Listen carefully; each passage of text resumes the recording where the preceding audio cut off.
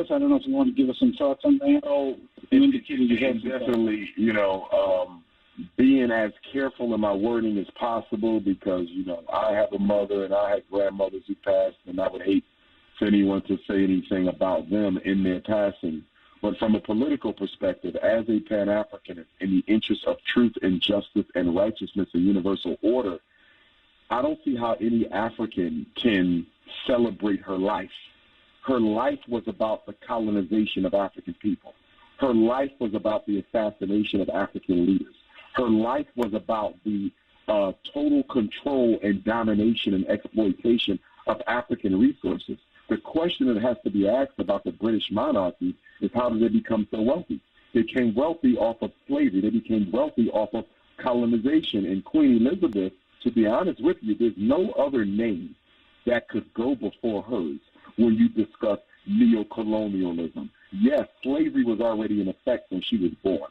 Colonization was already in effect when she was born, although she took it over and was in charge for most of the second half of the colonization of British African territory. But without question, with the advent of independent Ghana in 1957, Queen Elizabeth has been the queen matriarch of African neocolonialism. You cannot celebrate her and at the same time claim to value African independence and freedom.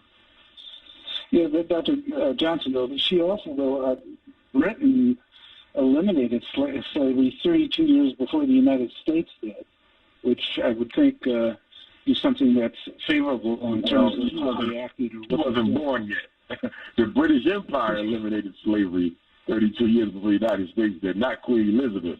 But nonetheless, she's still the inheritor of that. I mean, let's look at the things she could have done. You might say, what could she have done? She could have stopped the exploitation and domination of African resources by the British. She could have stopped the assassination of so many African leaders. Most of our great African leaders who led independence struggles in British territory, they were assassinated under her reign. They were murdered under her reign, incarcerated under her reign. So there's no way I can applaud that. Again, respect to the family, but there's no way I could applaud her life and what it meant for us. Well, we know that her passing is going to draw some controversy. So I saw Negroes all across England. I saw Negroes all across the United Kingdom. I saw Africans all across Europe celebrating and honoring Queen Elizabeth II of the British Empire. Queen Elizabeth II of the British Empire assumed the throne, the monarchy of England, on June the 6th, 1952. She assumed the throne of England on June 6, 1952. I graduated high school June the 6th, 1992.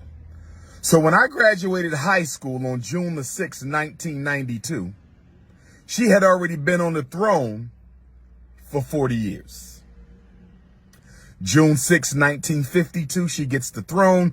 June 6, 1992, King Kong consciousness, graduates high school. She has been on the throne for 70 years. She was 26 on June 6, 1952. She was 26 on June 6, 1952. I am at a loss to understand why Africans in the UK, I'm at a loss to understand why Africans in the Caribbean islands, I'm at a loss to understand why Africans in America and around the world are celebrating 70 years of British white supremacy, imperialism, and African domination symbolized by Queen Elizabeth II. I'm trying to understand why any African on the planet Earth would be celebrating the British monarchy. The British monarchy more than any other European family. The British monarchy more than any other enslaver of African people is responsible for the greatest number of enslaved Africans. They are responsible for the greatest burden that slavery put on the backs of African people. Why in the hell are we celebrating the face of white supremacy?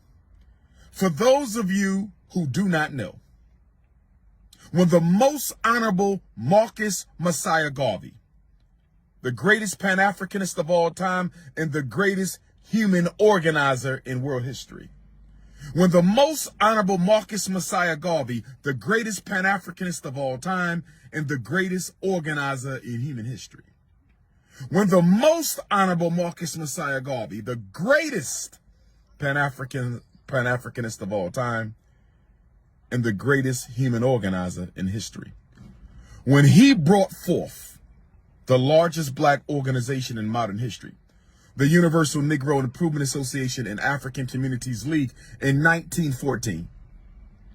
At the time Garvey founded the UNIAACL, the British Empire controlled 25% of the world's population. I want to say this again. I need you to understand, overstand, and understand me. I want you to understand, overstand, and understand me.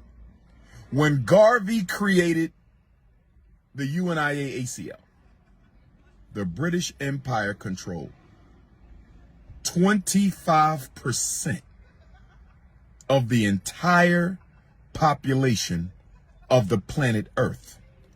When the most honorable Marcus Garvey held his first international convention of the African peoples of the world at Madison Square Garden in August of 1920, during the first Great Garvey Convention in New York City during Leo's season of 1920, the British Empire controlled 25% of all the land and the resources on the planet Earth. I need us to understand this. The greatest enslaver of African people was the British Empire. The greatest dominator of African people was the British Empire.